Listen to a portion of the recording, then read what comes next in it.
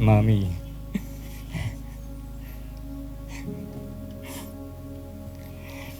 alam mo kung gaano kita kamahal.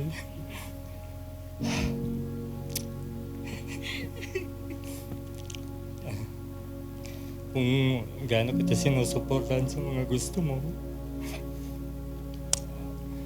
Patuloy pa rin yun.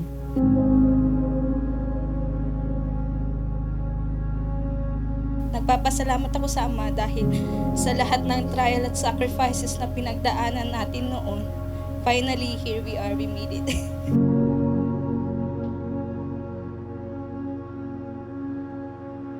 Lalo ko pang gagalingan para sa atin. Lalo ako magsusumikap para sa magiging pamilya natin. Ano man yung pagsubok na dumating, magiging matatag ako para sa'yo. Hindi kita iiwan. Hindi kita pababayaan. Hindi ako susuko.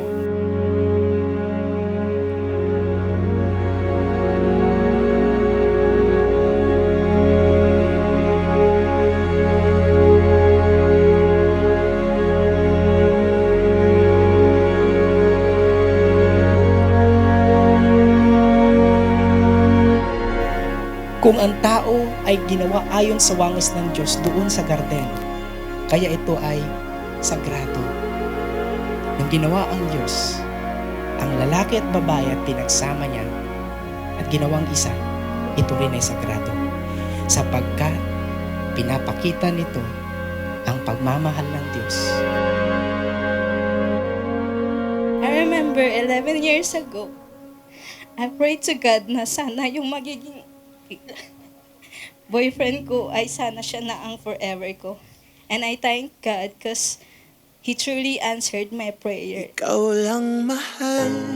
Yung 10 years na yun, as in, sobrang dami ng struggles. Tapos, supposed to be, kakasal kami ng 2020. Hindi natuloy kasi nag-pandemic. Tapos, yun, namatay din kasi yung lola ko eh. Lola, alam niyo naman na kung gaano ko kamahal yung apo niyo. Ano man pong mangyari, hindi ko po siya iiwan.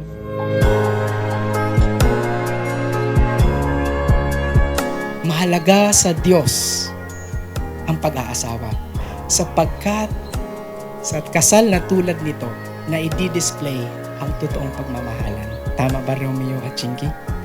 At kapag ang pagmamahalan ay nadi-display, ang pag-ibig ay nadi-display, dapat lamang na purihin din natin ang Panginoon. Iyong mata ang aking mukha.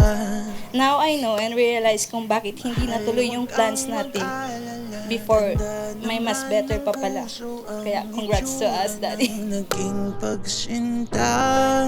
Napakahalaga ang pagsasama ng isang babae at lalaki sa kasal sa pag-iisang dibdib.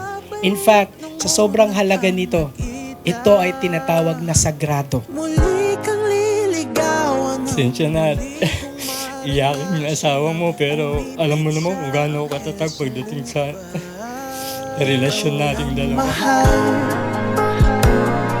Laman ng tula. Tunog ng gitara at himig ng kanta. Kumupas man ng tinig ay di mawawala. Hiwaga mong dala. On this day forward, I promise to choose you always, to love you, to support you, and to be here with you always and forever. I can't promise to be a perfect wife, but I will strive hard to make you happy every single day. Pero pangako ko sa'yo, hindi kita pababayaan. Mamahalin kita hanggang ako'y may lakas at buhay. Iingatan kita at mamahalin sa lahat ng sandali ng aking buhay. Laman ng tula. Tunog ng gitara at himig ng kanta. Kumupas man ng tinig ay di mawawala. Hiwaga mong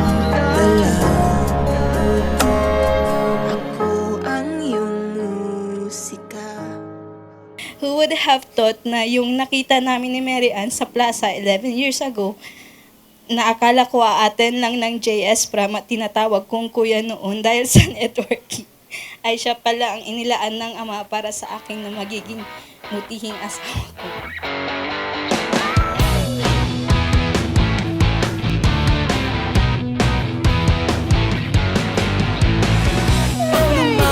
Meron na tayong lahat. Dala ng sombrero para di maunitan ang iyong bumbunan. Maglakad sa araw, maglakad sa buwan. Hindi kasi namin alam na nagne-networking wala sila.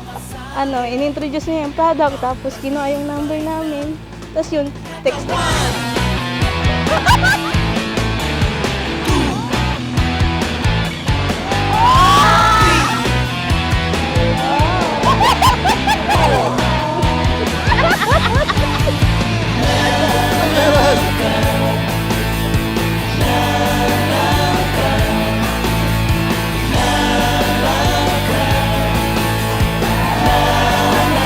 Nakabenta ako yung nakabili. Lumakad ka sa